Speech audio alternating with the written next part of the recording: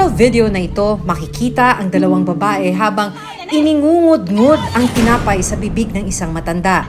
Ang matanda, walang kalaban-laban habang sapilitan siyang pinapakain ng mga babae. Pero hindi pa nakontento ang dalawa. Binuhusan pa nila ng tubig ang matandang babae. Ano ang kwento sa likod ng videong ito? Ilan pang senior citizen ang patuloy na nakararanas ng karahasan.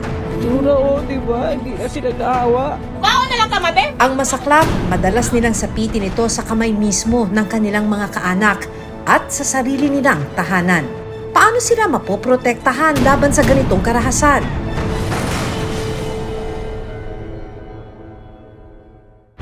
Daming uod oh.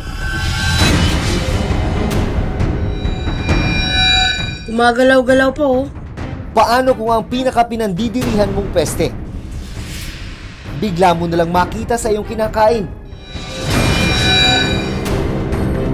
Laking gulat na isang customer nang makita niya ang mga gumagapang at maiitim na uod sa kanyang tinake-out na ulam mula sa isang karinderya. Reklamo natin yan. Balik tayo dun. Ang problema, nakain na niya ang ilang bahagi ng isda. Nung niluwa ko, inalungkat ko, ay nakita ko po talaga yung mga uod. Gumagalaw-galaw pa oh.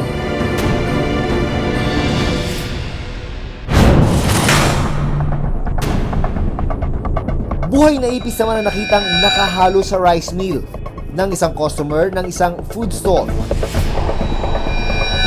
Ang ipis, nanguya pa raw ng customer. Pagka subo ko po noon, may parang gumalaw po sa bunganga ko.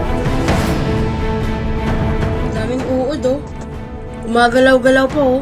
Paano masisigurong ligtas sa mga pesting ito ang mga pagkain binibenta sa publiko? Loob ng refrigerator may cockroach. At ano ang ginagawa ng mga lokal na pamahalaan para mapanatili ang kalinisan ng mga food establishment?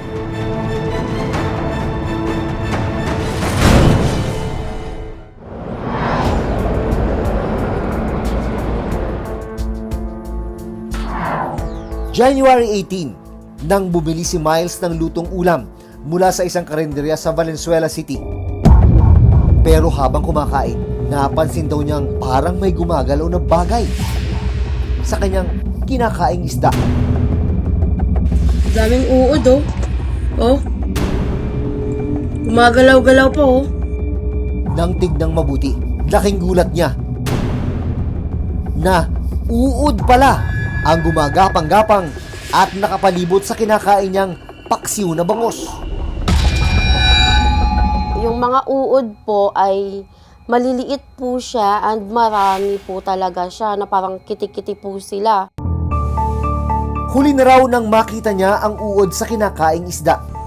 Dami. Reklamo natin yan. Balik tayo dun. Mahigit kalahati na po yung nakain ko. Tapos nung napatingin ako sa tiyan, shock, sabi ko bakit may gumagalaw? Sabi ko ganun, ang daming gumagalaw. Tapos nilawa ko ngayon yung kinain ko. Nakita ko po talaga yung mga uod. Dahil sa nangyari, agad tinawagan ni Miles ang karinderya kung saan niya binili ang pagkain. Nag-usap po kami sa cellphone kung ano mang may mangyari sa akin, sumakit man ang tiyan ko or na food poison man ako, sasagutin naman po nila yung gastos. Dahil sa pangamba ni Miles na magkaroon ng masamang epekto sa kanyang kalusugan ang nakaing isda, inireport niya sa barangay ang pangyayari. Nagpa-blatter kami for the safety na rin, 'di ba, na may malinaw na usapan. Pinapahati ko lang sa Nakapanayam namin ang may-ari ng karinderyang inirereklamo ni Miles. Depensa niya, hindi lang daw nalinis mabuti ang isda bago lutuin. Kasi bago helper namin eh. Siguro hindi masyadong nalinis yung pinaka-about sa bituka. Yung siguro naging cause ng para nagkaroon mo siya ng mga parang uod na maliliit. Gumagalaw-galaw pa oh. Ikinonsulta rin namin sa isang food expert kung ano ang posibleng dahilan kung bakit may mga uod sa isdang nabili at nakain ni Miles. Karaniwan, yung mga maliliit na uod na nakikita natin sa pagkain na parang maliliit na bigas, sila ay galing sa langaw. So ito yung mga maggots or larva sa mga dapisang itlog ng langaw pag ito ay nadapuan. Posible rin daw na hindi maayos na nabantayan ng pagkain habang itinitinda. For example, nakadisplay, nakabuyang lang yung pagkain, walang takip. And pag ito ay matagal nang nakadisplay talaga. Ilang araw matapos ang insidente, binisita ng City Health Office ng Valenzuela ang karinderya kung saan nabili ni Miles ang kontaminadong isda.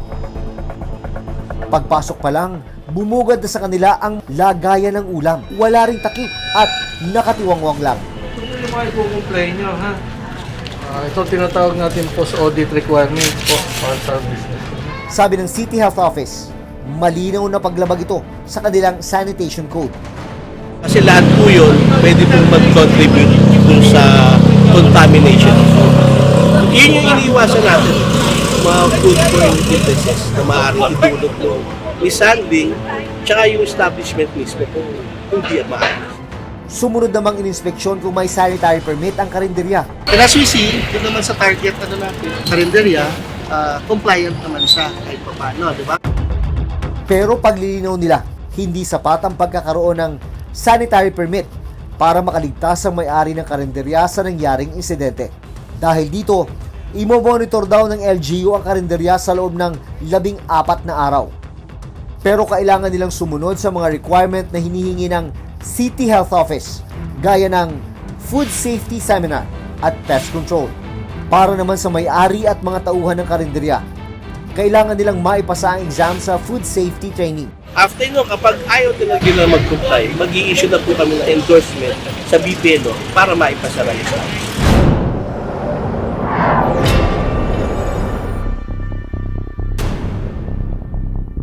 Isang ipis naman ang nakitang nakahalo sa in-order na rice meal ng binatilyong si Tonton. Hindi niya tunay na pangalan. Sa isang sislingan sa Lipa, Batangas. Kwento niya, buhay pa raw ang ipis na muntik na niyang malunok. Nasa loob po siya ng rice. Pagkasubo ko po, may naramdaman po ako sa bunga akong gumalaw. Sinubukan nilang ireklamo sa food stall ang pangyayari. Pero wala raw ginawang aksyon ang mga tauhan nito. Nung nakita nila, nandoon pa yung ipis, buhay, bumalik sila sa pwesto nila. Nag-iintay kami kung ano bang aksyon na gagawin o reaction pa kung ano ba. Hanggang sa nainip na kami, walang nangyayari. Walang pumupunta. Ipinarating naman namin ang insidenteng ito sa City Health Office ng Lipa, Batangas. Itong Lunes, binisita nila ang nasabing food stall para inspeksyonin. Ilan lang ang mga larawang ito nakuha mula sa isinagawang inspeksyon. Actually, ang nakita namin, ang dami, may breeding place ng vermin, ng cockroach. Talagang meron. Hindi namin nalalaman kung saan ang gagaling. May mga open con kasi na posible doon ang gagaling. Pero ang mas ikinagulat daw nila, Loob ng refrigerator, may cockroach. Bukas ang refrigerator, may cockroach. Paano nangyari yun?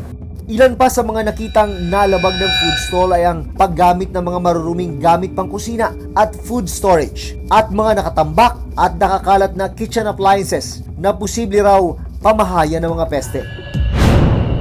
Natuklasan din nilang walang sanitary at mayor's permit ang food establishment.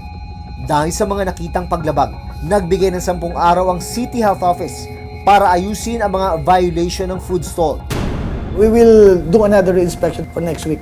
We gave them 10 working days to complete all the requirements para makakuha na sila ng sanitary permit.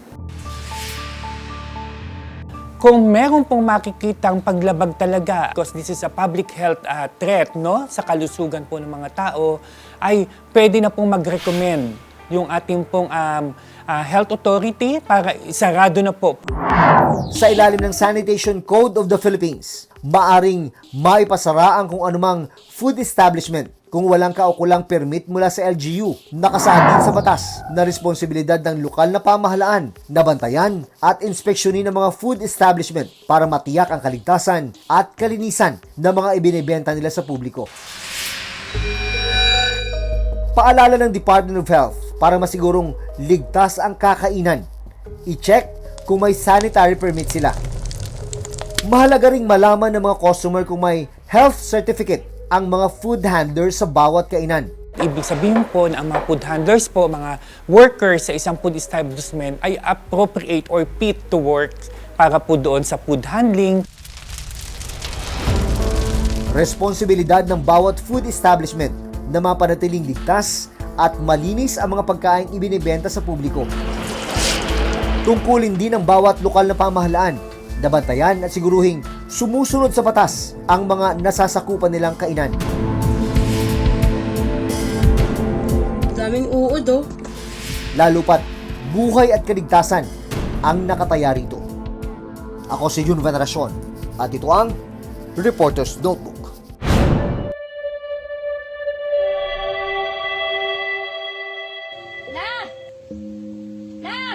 Sa cellphone video na ito, makikita ang pagtawag ng dalawang babae sa isang matanda. Paglapit ng lola, bigla na lang iningud-ngud ang ilang piraso ng tinapay sa kanyang bibig. Ang lola walang kalaban-laban nang hablutin ng dalawang babae ang kanyang buhok. Ilang saglit pa, bigla nilang binuhusan ng tubig ang matanda. Natigil lang ang pananakit ng dalawang babae nang may lumapit na bata para awatin sila. Sa pagsisiyasat ng Reporter's Notebook, napag-alaman namin na may iba pang video na ginawa ang dalawang babae kung saan sinasaktan din nila ang lola. At ang mga pananakit, prank pala para sa content ng kanilang social media page. Ayon sa isang eksperto, malinaw na pang-aabuso ang ginawa sa matanda.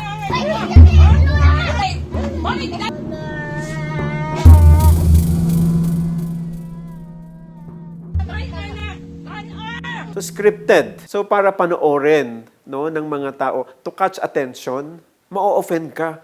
Bakit ganito? No, bakit anong ginagawa sa elderly? 'Di ba? Meron tayong norms na hindi dapat nire-respect ito. Pero ngayon, hindi na nga ginagamit na nga nila ito na para pagkakitaan. So yun yung problema. Dapat sinesensor yan So dapat may guidelines dyan. So dapat alam natin yung moral natin, alam natin yung kultura natin. Hindi dapat to nagde-degrade ng isang tao, ng lahi, ng kulay, at iba pa. No, dapat may respeto. Sinubukan naming kunan ng pahayag ang mga babae sa video at ang kanilang barangay, pero wala pa silang sagot hanggang ngayon. Ayon sa pinakahuling datos ng Philippine Statistics Authority, 8.5% ng populasyon ng Pilipinas ay senior citizen. Katumbas yan ng 9.22 milyong Pilipino, edad 6 na po pataas. Dahil sa bilang na yan at maging mga hamon na patuloy nilang hinaharap, may tuturing daw ang mga senior citizen na marginalized o minor sector ng lipunan. Buti nga kami, hindi na may mata na. Duro, di ba? Hindi na sila naawa. Sa Marilao, Bulacan, naabutang umiiyak ang isang bugbog saradong matanda habang nakaupo sa kanyang wheelchair. Halos mangitim ang kanyang mukada sa tindi ng mga tinamo niyang pasa. Ang 76 na taong gulang na si Lola Nenita, isang stroke patient at hindi na nakalalakad. Hirap din siyang makapagsalita. Ang matanda, pinagbubugbog raw ng kanyang mga kapitbahay. Nay, saan ka po tinamaan? Sino po ba may gawa niyo? Kapitbahay po. Kwento ng kanyang manugang na si Sheila, nagsimula raw ang lahat ng magkaalitan ng kanyang asawa at dalawa nilang kapitbahay noong bagong taon. Noong time na yun, maraming tao, tsaka maingay. Kaya sumugod yung dalawang bata na yun, nakakapitbahay namin. Kasi sabi, nag-dirty finger daw yung asawa ko. Hindi naman namin nakita. Pinasok daw ng dalawang lalaki sa bahay ang kanyang biyanan at dito na raw pinagsusuntok ang kanyang asawa at walang awa raw na dinamay si Lola Nenita. Nag-trespassing doon sa bahay ng biyanan ko. Pinagsusuntok na nila. Yun, hanggang sa inawat na namin, 15 minutes to 30 minutes, nakita namin, bumukol na talaga yung pisngi ni nanay. Hirap nang kumilos si Lola matapos ma-stroke noong 2019. Pero mas lalo pa raw bumigat ang pakiramdam ng matanda dahil sa nangyaring pambubugbog sa kanya. Dati, pag nakaupo siya, kwentuhan, nag-ano na kami, nag-TV ngayon. Lagi siya lagi hihiga. Kasi nga, masakit yun dito, masakit yung ulo niya. Pero ngayon, lagi siya tahimik. Kaya makikita niya yun. Tuturo niya talaga yung paglabas niya. Nagreklamo raw sina Sheila sa barangay tungkol sa pangyayari pero wala raw makapagbigay ng sagot sa kanila kung kanino pwedeng lumapit nung una. Nung nagtanong kami ng for senior citizen kung saan pwede kaming magreklamo, walang sumagot sa amin. Hindi daw nila alam kung saan. Nang tawagan namin ang lupon ng barangay, sinabi nilang may itinalaga ng araw ng hearing sa kanilang lupong tagapamagitan. Tapos na po sila sa 3 paghaharap sa lupon. Pagkatapos po nito ay isinampa na po ito sa 3 paghaharap naman sa pangkat tagapagkasundo. So kailangan po in 45 days matapos po namin ito. At kung talagang hindi po sila at hindi po magiging matagumpay yung pamamagitan ng ating pangkat tagapagkasundo, ay mapipilitan pong mag-issue ng Certificate of File Action ang ating barangay nang sa ganun ay maidulog po nila yung kanilang ginahing sa mas mataas na pagdinig. Sa ngayon ay nangangailangan din ng tulong ang pamilya para sa pagpapagamot sa matanda. Kasi kailangan tutukan nila yung napinsala kay nanay sa mukha niya. Nagbigay din ng kaunting tulong ang programa para sa matanda. Paparating po ako, tapos dumating siya, meron pa palabas, siya kumukuha ng bayad. Sabi ko, hindi naman tama yan. Mali ang ginagawa mo eh. Ayan ang gayon, matanda ka na eh. Sabi sa akin, biglang sumugod sa akin, patalikod akong ganun. Pagharap kong ganun, sumuntok. Ngayon, pag ganun ko, puro dugo na ako, tumakbo siya. Wala na, parala ako na blackout na, nakaganon na lang po.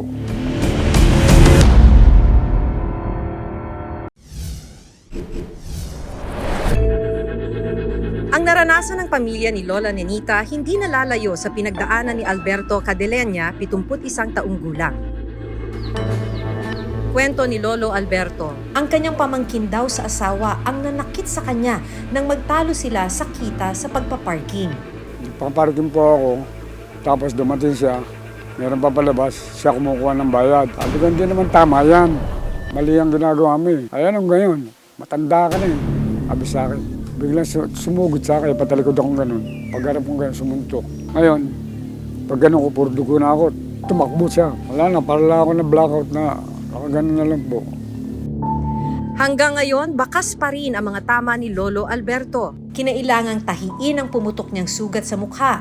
Lumabo na rin daw ang paningin niya simula nang mangyari ang insidente. Ang haba po ito, hanggang dito, hanggang dito na ramen.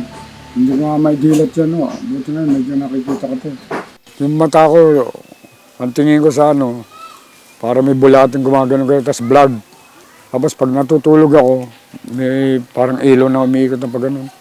Gumaganon. Hindi ako makapagtrabaho. Malaking problema po yun. Kasi una pagkain ko. Hindi kami nag-ano ng asawa ko. Saka ng mga anak ko, hindi ako maasa. Kasi may mga kanyang buhay na po sila eh. Sarili ko. Ito po yung medico legal ng tatay ko. Itong mga reseta na to na binili kong gamot ng tatay ko, yung mga panglunas niya, ay sa totoo lang po, ay puhunan ko po talaga yan sa pagtitinda ko. Hindi raw ito ang unang beses na sinaktan siya ng kanyang pamangkin. Kaya noong January, hindi na raw siya nag-alinlangang i-report ang naranasang karahasan sa barangay. Basta bayaran niya ako. Pag hindi ako binayaran, may usapan kami sa barangay na itutuloy ko yan.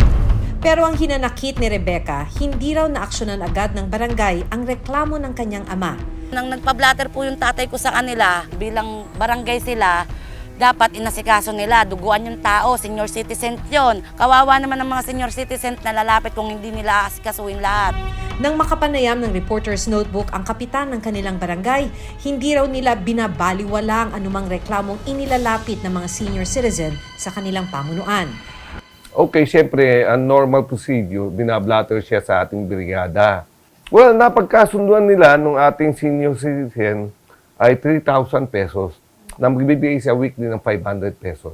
Nakikipagtulungan na rin daw sila para mahanap ang nagtatago ng suspect. Kasi pagka sila nag-violate dito sa kanilang kasunduan, pwede na mag-file ng legal action, pwede na siya mag-abla ng sa ating piskalya na kung ano man ang legal na case na pwedeng sa kanya. Dahil naglabag siya sa kasunduan sa barangay. Nakamonitor na rin daw sila kay Lolo Alberto para masigurong hindi na mauulit ang pangyayari. Noong 2022, ipinanukala sa Kongreso ang House Bill 5116 o Senior Citizens Protection Act. Naglalayo nito na gawing krimen ang pang-aabuso at pag-aabandona sa mga senior citizen. Ang problema, hanggang sa ngayon, nakabinbin pa rin ito. Malaking bagay raw sana ito para may sapat na proteksyon na maibibigay sa mga nakatatandang nakararanas ng pang-aabuso. Ang problema kasi ngayon, wala pang konkretong batas na tutugon doon sa mga nabibiktima ng pang-aabuso. Kailangan din daw na madagdagan ang atensyon na ibinibigay ng pamahalaan sa mga senior citizen, lalo na't kabilang sila sa pinakamahirap na sektor ng Pilipinas. Kulang yung kaalaman, no, kung saan, paano magsusumbong, saan isusumbong. Mahalaga na sa batas na to kahit paano magkaroon ng takot, no, yung mga nang-aabuso sa nakatatanda.